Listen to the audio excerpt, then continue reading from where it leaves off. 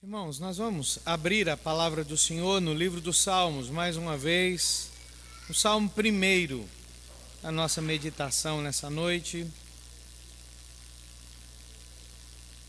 Livro dos Salmos, Salmo 1.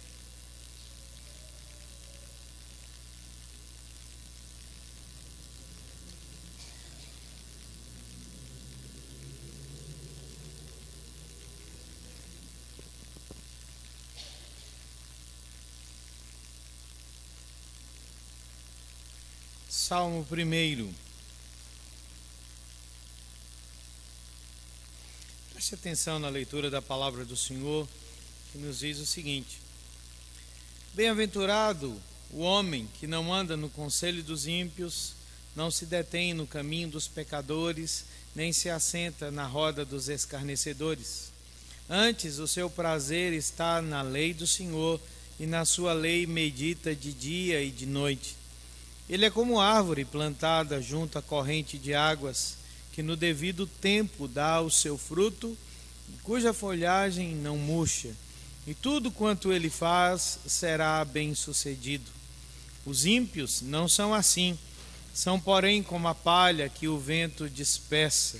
Por isso, os perversos não prevalecerão no juízo, nem os pecadores na congregação dos justos. Pois o Senhor conhece o caminho dos justos, mas o caminho dos ímpios perecerá. Vamos orar mais uma vez. Senhor, nós estamos diante da Tua palavra de forma grata, porque até aqui o Senhor já tem falado aos nossos corações, o Senhor já tem nos conduzido na adoração ao Seu santo nome. Mas nós queremos mais de Ti, Senhor, e esse mais do Senhor vem justamente da revelação da Tua palavra aplicada aos nossos corações. Sabemos, ó Deus, que se o Senhor não abrir os nossos olhos, se o Senhor não inclinar o nosso entendimento para a Tua vontade revelada, tudo isso, ó Deus, passa despercebido aos nossos corações. Mas nós humildemente suplicamos o Teu favor sobre nós, que o Teu Espírito que inspirou essas palavras, que Ele ilumine os nossos corações, as nossas mentes, as nossas almas. É o que nós humildemente pedimos e desde já agradecemos no nome santo de Jesus. Amém. Eu estava lendo sobre um homem que resolveu fazer uma viagem pelo seu país, pelas cidades da sua terra, pelo interior do seu país, para entrevistar pessoas em todos os lugares que ele tivesse a oportunidade de ir e perguntar a elas qual era a única coisa, a coisa que verdadeiramente essas pessoas mais desejavam na sua vida, acima de qualquer outra coisa. O que vocês imaginam que a pesquisa desse homem revelou? Que as pessoas desejavam mais dinheiro, mais poder, ou que desejavam fama, ou que desejavam alguma coisa na sua vida. A resposta que ele obteve da sua pesquisa é que todas as pessoas, em todos os lugares por onde ele passou, tinham uma única resposta para ele. Elas desejavam mais do que qualquer outra coisa encontrar a felicidade. Elas queriam ser felizes. Dos mais jovens aos mais velhos, dos maiores aos menores, onde quer que esse homem andou pela sua terra, as pessoas expressavam que o maior desejo que elas tinham, a única coisa que elas julgavam que verdadeiramente era a mais importante da sua existência, era a felicidade. É claro que a pesquisa não se resumia apenas à questão da felicidade. Aí ele começou a perguntar a essas pessoas que nessa busca pela felicidade, onde as outras coisas se encaixavam. Aí as respostas elas foram mais variadas. Às vezes é o seguinte: olha, É claro que é preciso dinheiro para a gente ser feliz. É claro que é preciso amor para a gente ser feliz. É claro que é preciso, né, uma certa conjuntura das coisas. É preciso ter poder, né, para a gente ser feliz.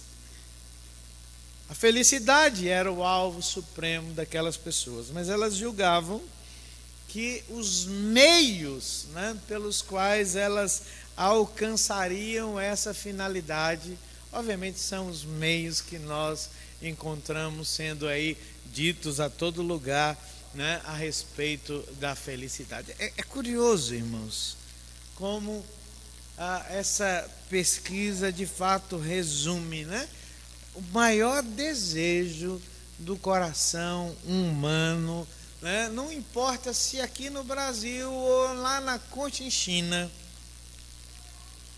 todas as pessoas do mundo desejam a felicidade. É curioso isso.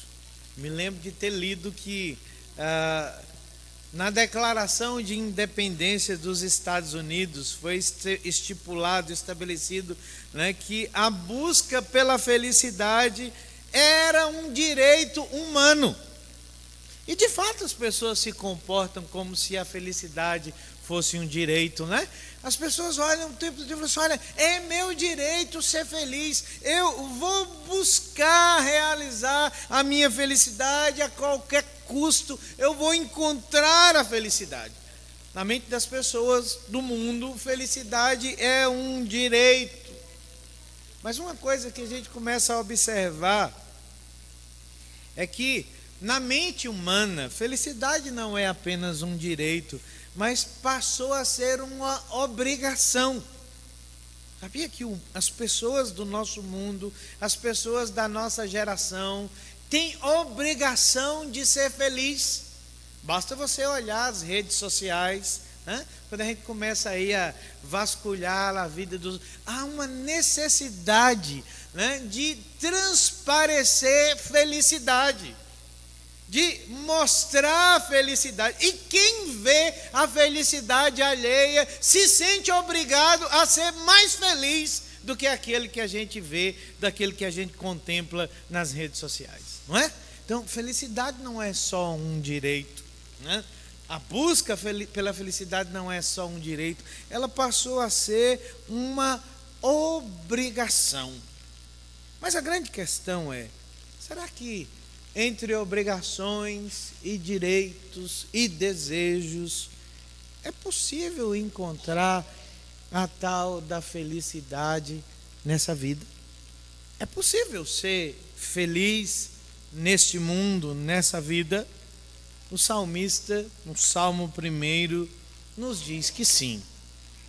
Ele declara que é possível encontrar a felicidade. Quando a gente olha o Salmo 1, irmãos, ele é um salmo diferente, né, dos demais salmos do saltério, porque ele não é uma expressão de louvor, ele não é uma oração.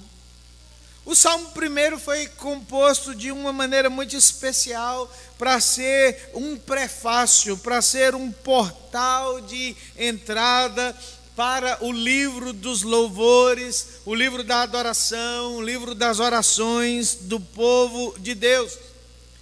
Ele não é oração, ele não é louvor, ele funciona mais para nós como uma declaração.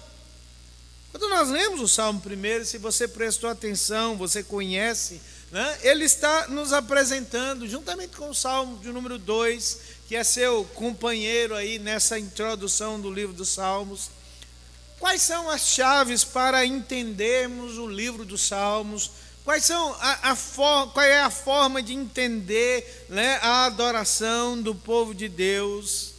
E o Salmo 1, ele se parece mais com o livro de Provérbios do que propriamente com o livro dos Salmos, né? Porque ele é um texto de sabedoria.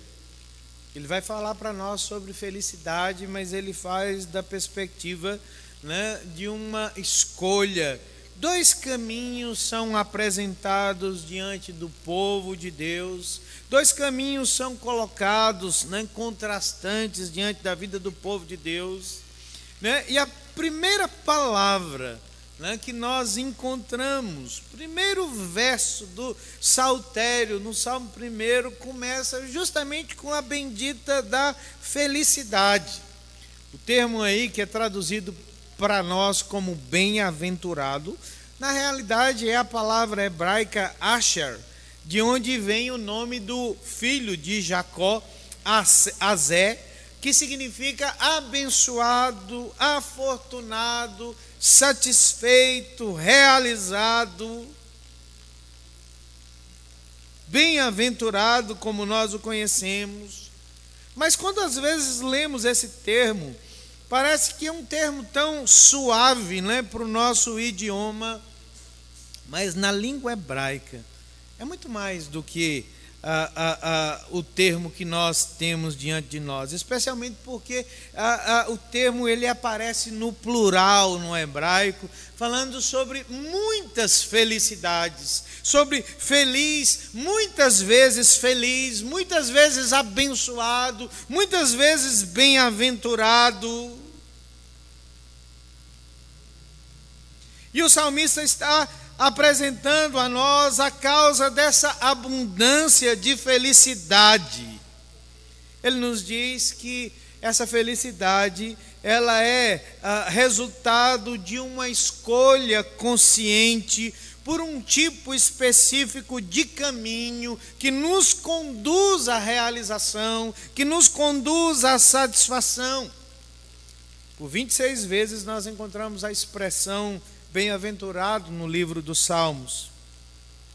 E o intuito do salmista, no Salmo 1, é mostrar uma escolha sóbria, sobre a qual nós vamos construir a nossa vida. É por isso que nós lemos nos versos iniciais do Salmo 1, a ideia do conselho, a ideia do caminho, a ideia da roda, para chamar a nossa atenção sobre setores de pensamento, setores de ações, setores que denotam pertencimento na vida.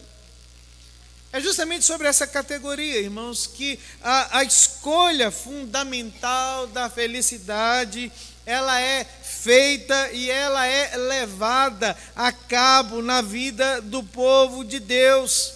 Essas três frases que nós temos aqui no verso 1, falando sobre o conselho dos ímpios, sobre o caminho dos pecadores, sobre a roda dos escarnecedores, chamam a nossa atenção sobre entendermos do que trata a felicidade. O primeiro termo que está relacionado é mente, né? Porque o salmista entende que o primeiro baluarte, a primeira coluna, o primeiro fundamento a ser defendido, aquilo que define um homem é o seu pensamento. Aquilo que molda o pensamento do homem certamente vai modelar a sua alma, vai modelar a sua vida. E à medida que essa modelagem ela é se desenvolvida, à medida que ela vai sendo levada a cabo, ou ela vai nos conduzir para perto de Deus, ou ela vai nos levar para o caminho mais distante da presença de Deus. Quando o termo zombadores ou escarnecedores aparece no Salmo 1, aqui no verso 1, né? O salmista está chamando a nossa atenção para o tipo mais escandaloso possível de vida, aquela vida que está o mais distante possível de arrependimento. E tudo começando a partir do pensamento, a partir, né, da mentalidade. Parece algo surpreendente para nós, né? Que a ideia do homem feliz, do homem abençoado, do homem realizado, segundo a perspectiva do salmista, comece com uma descrição do homem mau. Parece estranho, né? Como é que o salmista coloca para nós que essa felicidade, ela vem em termos negativos, uma vez que ele vai continuar fazendo essa descrição do homem ímpio, do caminho ímpio, no verso de número 4 e no verso de número 5 do Salmo 1. Mas sabe por que ele faz essa descrição?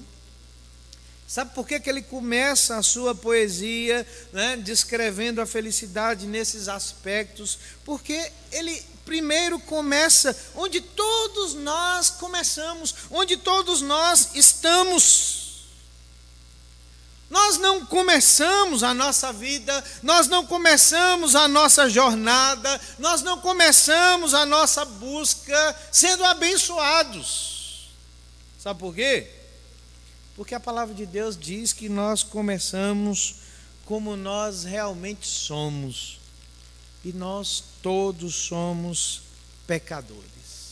O salmista diz que essa é a condição natural do homem. Nós somos ímpios, somos pecadores, que se não tivermos o cuidado, somos levados, não é, ao extremo da vida fora do arrependimento, como escarnecedores. É assim que nós começamos a nossa jornada de vida. É assim que todos nós buscamos a felicidade, buscamos, né, segundo a nossa interpretação, aquilo que nós julgamos que vai trazer sentido, significado, propósito para a nossa vida. A não ser quando a graça de Deus invade a nossa história, né? Todos nós começamos como pecadores.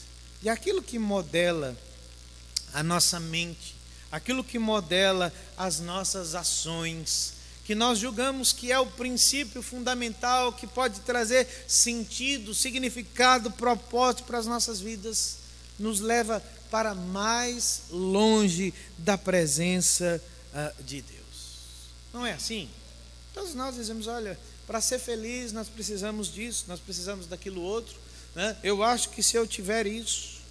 E nós nos esquecemos que a nossa condição fundamental é de pecadores, naturalmente inclinados ao mal, com muita facilidade em nossa natureza carnal, né, para viver debaixo de paixões que não estão nos conduzindo ao lugar que nós desejamos. Pelo contrário, né? Segundo o salmista, essas paixões que modelam a mente, que modelam a alma, que modelam o coração, elas nos conduzem à ruína, nos conduzem à destruição. Imagem muito curiosa sobre isso, né? Pensar, você já viu um terreno baldio? De vez em quando a gente, né, vê aí, né, um terreno abandonado aí na nossa cidade, em algum lugar, um terreno deixado à própria sorte. Você já viu alguma flor? Você já viu alguma planta, alguma árvore frutífera nascer num terreno baldio? Já? O que é que nasce num terreno abandonado? Nasce mato, nasce espinho. É essa a nossa condição, essa é a nossa natureza, essa é, né, a nossa vida, né? Inclinado à nossa natureza carnal, às nossas paixões. Nós não somos conduzidos à felicidade, nós não somos conduzidos à realização. Na realidade, o que a palavra de Deus nos diz é que, deixados à nossa própria sorte, o que produz a nossa vida é infelicidade. O escritor aos Provérbios nos diz isso, ele diz assim, olha, há caminhos que ao homem parecem ser bons, mas o seu fim é o quê? De morte. O salmista diz que uma vida longe de Deus, uma vida sem Deus, não está nos conduzindo para perto das nossas realizações, para perto da nossa felicidade, para perto da bênção. Nós achamos que sim, como pecadores que somos, mas a grande verdade, irmãos, é que nós somos deixados à nossa própria sorte, reféns da destruição e da infelicidade, da ruína. E o salmista está começando, né, a sua descrição de felicidade a partir dessa descrição do homem ímpio, para nos lembrar que todos nós começamos assim.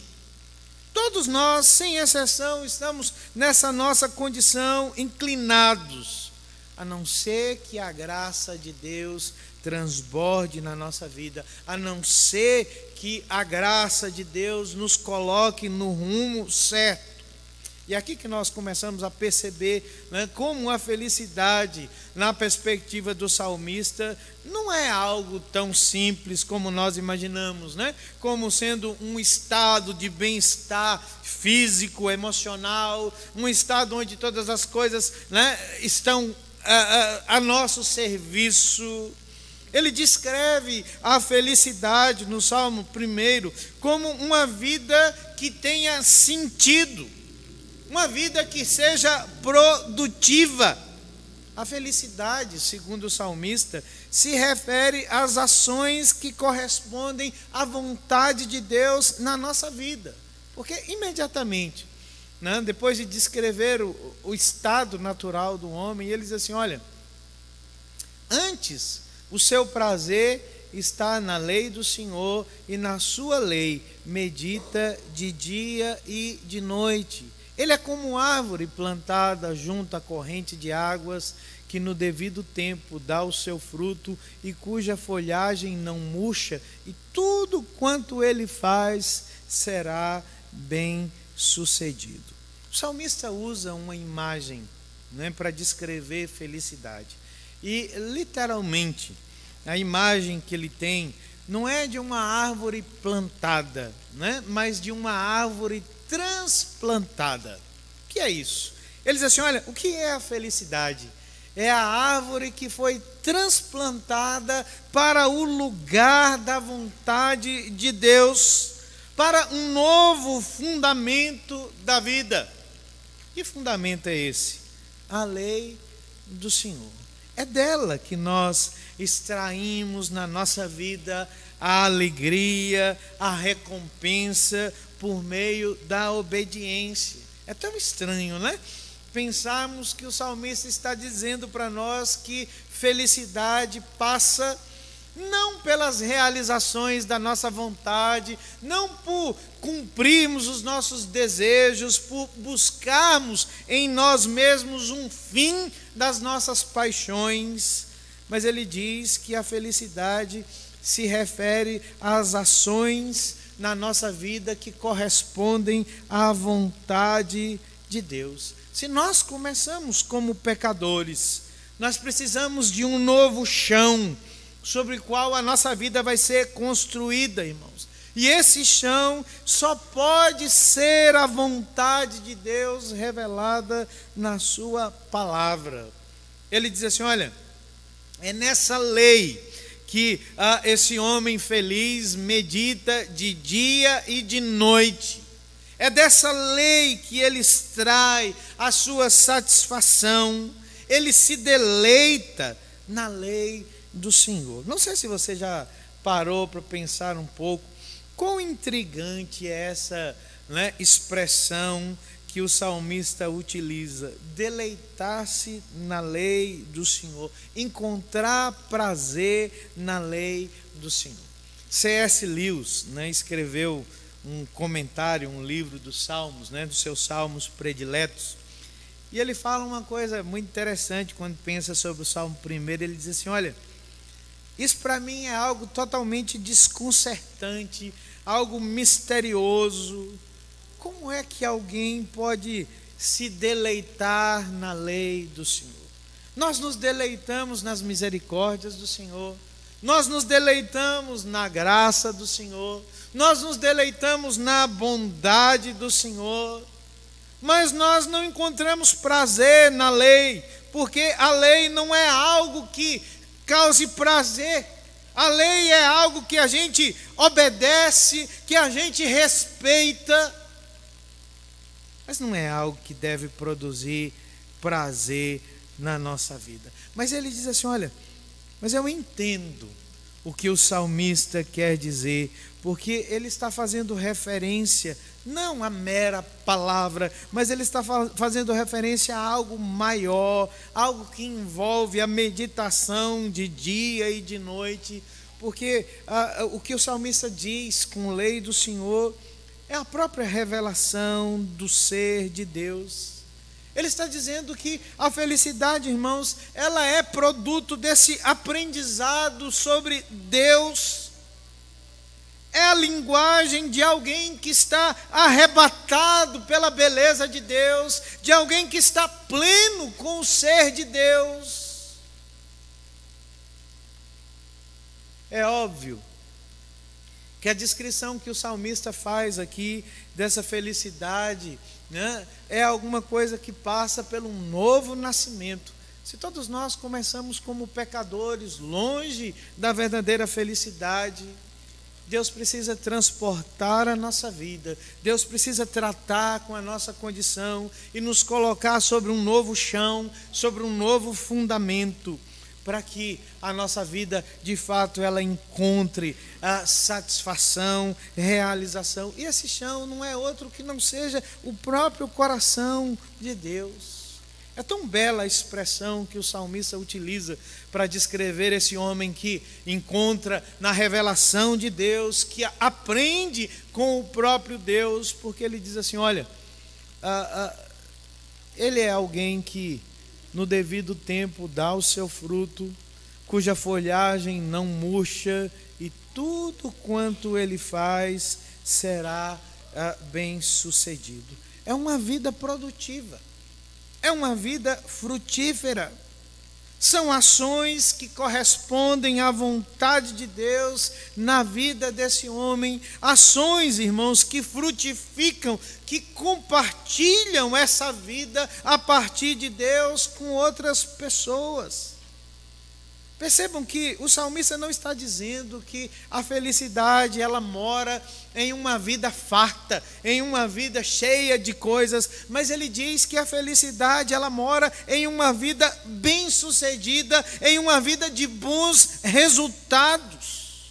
Ele diz assim, olha, há fruto no tempo certo.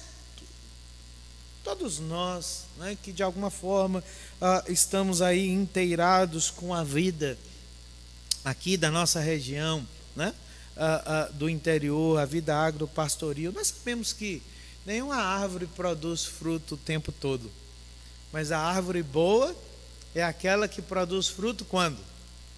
Na estação, o quê? Apropriada.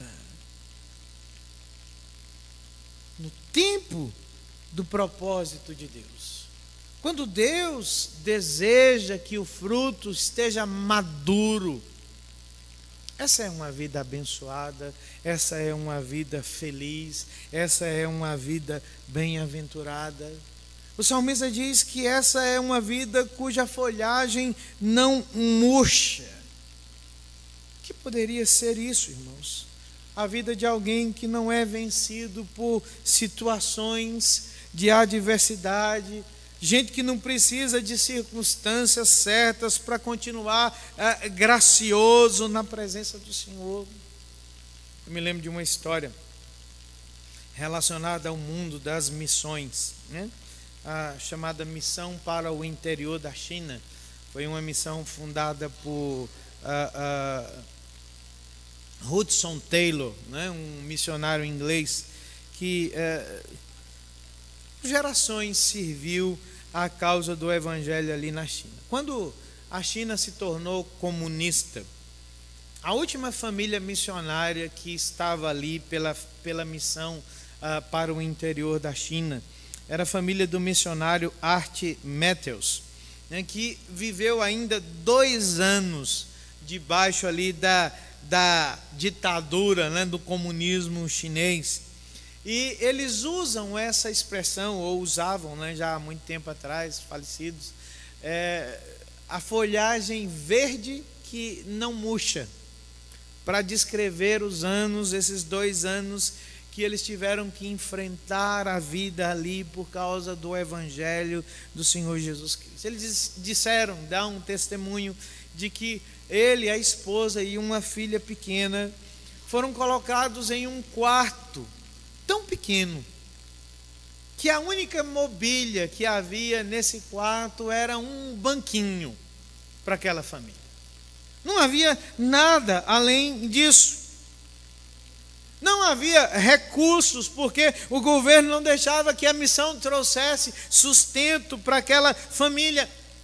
Eles não podiam entrar em contato com os cristãos para não causar problemas para os outros crentes na China. Eles tinham o direito de ter um fogão naquele quarto, que só podia ser aceso uma única vez no dia, para preparar a comida que era exclusivamente arroz. E sabe qual era o combustível? Qual era o gás, né, que era permitido que Arteméteus tivesse para alimentar a sua família? Ele tinha que sair durante o dia para catar excremento de cachorro na rua, para levar para sua casa excremento seco, para acender o seu fogão, para cozinhar o seu arroz, para sustentar a sua família. Mas sabe o que ele diz daqueles tempos? Ele diz assim: eram tempos extremamente secos, mas a nossa folhagem jamais murchou. Porque essa é a promessa que Deus faz da verdadeira felicidade daqueles cujo chão da vida é a presença do Senhor. A vida bem-sucedida não necessariamente é uma vida farta, mas é uma vida que produz fruto no tempo próprio que Deus estabelece para nós.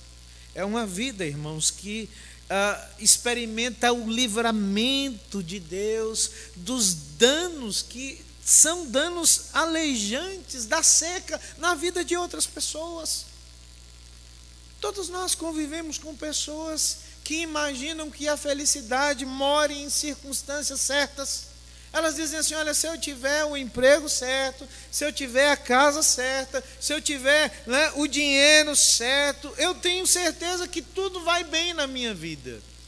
O Evangelho diz que isso é uma falácia, que isso é uma mentira, porque a verdadeira felicidade está nessa revelação de Deus, nessa revelação que aumenta dia após dia. Tem algo curioso aqui que o salmista fala, né, que não sei quem percebeu, mas ele diz assim que a meditação, né, da vida desse homem abençoado é de dia e de noite, e ele faz uma aplicação sobre a árvore. Mas há algo que, né, a biologia nos ensina, que a vida nos ensina: árvores não crescem à noite. Sabia disso? Elas precisam do dia, da luz, para crescer. Mas o que é que o salmista quer dizer com essa meditação de dia e de noite? Ele está dizendo para nós que a verdadeira felicidade, que a verdadeira bem-aventurança na vida do povo de Deus é algo que nós olhamos a longo prazo nas nossas vidas. Não é algo que nós vemos somente nessa semana, que nós olhamos naquele mês, naquele ano, mas é uma felicidade que acompanha a vida do povo de Deus. É por isso, né, que essa meditação, que essa folhagem jamais murche. Em contrapartida, o salmista olha, né, para aqueles que não têm fundamento na sua existência, e ele compara com a palha. A imagem, irmãos, é a imagem de uma eira, né, que soprava os grãos da colheita, né? Lá nas terras da Palestina, geralmente as eiras eram colocadas nas colinas que recebiam os melhores ventos, as melhores brisas, né? Porque quando o agricultor jogava o grão para cima, a brisa soprava a palha. A palha aqui é o retrato da vida fútil, da vida vazia, da vida sem sentido, da vida que não toca a vida de outras pessoas, e cujo resultado, ele diz que é uma vida cujo julgamento é inevitável. Uma vida que não tem alicerces, uma vida que não tem chão sobre o qual constrói da sua vida. Pode ser uma vida extremamente enganosa. Charles Swindoll conta em um dos seus livros sobre uma determinada região lá da Pensilvânia, nos Estados Unidos, né, em que uma determinada comunidade tinha como grande sonho da sua vida construir um edifício de tijolos vermelhos, como uma sede lá da prefeitura, lá daquele município. E eles conseguiram construir esse edifício, e eles estavam orgulhosos, né, desse edifício. Mas pouco tempo depois da construção desse edifício, alguns problemas começaram a aparecer no edifício. As portas já não fechavam direito no edifício novo. As janelas abriam sozinhas. O telhado começou a vazar. A porta de entrada bonita era uma porta que já estava desalinhada. E quando eles foram descobrir o que estava acontecendo, já era tarde demais, porque o edifício havia sido condenado. Sabe por quê? A Pensilvânia é um estado famoso nos Estados Unidos por conta da extração de carvão, né? Carvão mineral. Havia um método de prospecção, de extração desse carvão que comia todo o alicerce por debaixo daquela cidade, e as pessoas não percebiam isso, né? Aquele edifício aparentemente belo, bonito, estava condenado pela ausência de fundamentos. O que é que o salmista chama a nossa atenção com essa imagem da palha? A mesma coisa. Às vezes a gente olha para a vida e começa a olhar para aquilo que nós nos esquecemos que está condenado.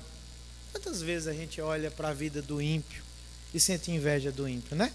Você fala assim, mas está lá, ó, aquela vida de felicidade, aquela vida onde tudo dá certo. Os ricos e os famosos do mundo, com tudo que tem direito. E a gente fala assim, será que não existe alguma coisa errada? Será que não existe alguma coisa que está dando errado na nossa expressão de fidelidade? Mas quando nós contemplamos, irmãos, os alicerces da vida dessas pessoas, falta aquilo que é mais importante, o que é fundamental. Falta a presença de Deus. Não estou dizendo que toda pessoa que é bem sucedida no mundo material não tem Deus na sua vida. Não é isso. Quer dizer o seguinte: é fácil vender uma imagem de sucesso, de felicidade, mas cujo resultado da vida é nada, é inutilidade, é vazio, é sim função para abençoar a vida dos outros. Às vezes a gente se vê, né, tentado a invejar um estilo de vida sem propósito, sem fundamento, sem sentido.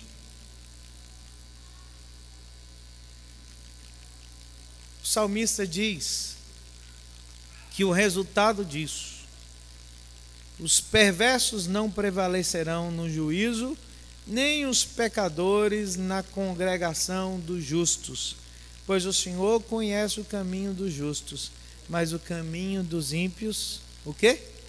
Perecerá. A imagem é uma imagem muito curiosa.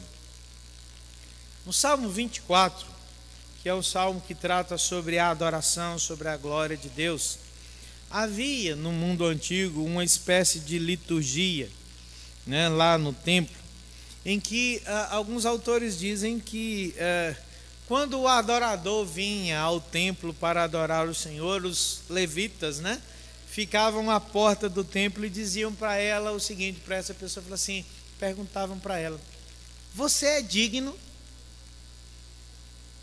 Você é digno de adorar o Senhor? Em outras palavras, eles diziam o seguinte: olha, você tem andado de conformidade com a vontade do Senhor na sua vida? Se sim, você pode permanecer no santo lugar. Você tem acesso à presença de Deus. Quando não há conformidade da nossa vida com a vontade de Deus, com a graça de Deus, o que sobra para nós é ruína, é fracasso, é miséria. Nós começamos o nosso culto nessa noite perguntando se felicidade existe. É possível ser feliz? É possível encontrar a felicidade? Onde a felicidade mora? O pastor americano, famoso pregador batista, Harry Ironside, conta que um dia um homem chamado Joseph Flax viajou até a Palestina e lá ele teve a oportunidade de falar. Ele era um pregador, teve a oportunidade de pregar para judeus e árabes numa determinada comunidade. E ele escolheu falar sobre o Salmo 1. Enquanto ele estava lá pregando, ele perguntou para aquela comunidade o seguinte: quem é esse homem abençoado de quem o salmista fala? Quem é esse homem sem pecado que pode permanecer na presença de Deus? Um silêncio tomou conta daquela audiência. O homem insistiu: quem é? É Abraão? Alguém respondeu: não. Por quê? Alguém disse: porque Abraão mentiu sobre a sua esposa, sobre a sua família. Ele não era alguém sem pecado. O pregador perguntou mais uma vez: é Moisés o nosso legislador? Alguém disse: não. Assim, por quê? Assim, porque Moisés matou um homem. E Moisés feriu a rocha quando Deus mandou falar a rocha. Ele não é um homem sem pecado. O pregador perguntou: é Davi o homem segundo o coração de Deus? Alguém respondeu: definitivamente não. Davi era um adúltero. Quem é esse homem? Depois de um tempo de silêncio, um idoso judeu se levantou e disse assim: olha, eu tenho lido um livrinho muito interessante chamado Novo Testamento. Eu tenho lido e tenho ficado curioso, porque se eu de fato acreditar nesse livro, eu só posso concluir que o homem sobre o qual o Salmo 1 está dizendo não foi outra pessoa senão Jesus Cristo de Nazaré. Só ele foi um homem sem pecado. O que é que o Salmo 1 fala para nós sobre a procura da felicidade? Eu disse para vocês que o Salmo 1 funciona como um porteiro para o livro da adoração e para o livro das orações do povo de Deus. Ele é como Jesus, que está à porta do caminho e que nos diz: entrem por esse caminho, que sou eu, e vocês encontrarão felicidade para a vida de vocês. Mesmo que esse caminho seja estreito, que esse caminho seja duro e difícil, é o caminho que leva à vida. Porque larga é a porta que conduz para onde? Para a perdição. Você está à procura de felicidade? todos nós estamos. Todo ser humano que já pisou nessa terra, o que pisará sobre essa terra, deseja ser feliz. Não é essa a questão. O problema são os meios pelos quais nós achamos que atingiremos a felicidade nas nossas vidas. Meios pecaminosos, a nossa condição de pecadores, da qual todos nós estamos, não podem nos conduzir à verdadeira felicidade. Nós precisamos de graça, queridos. Nós precisamos ser transportados para uma nova vida no Senhor. Porque só assim nós encontraremos prazer nele e na vida que ele oferece a cada um de nós. Que Deus nos abençoe e que a sua palavra santa encontre um lugar oportuno nos nossos corações.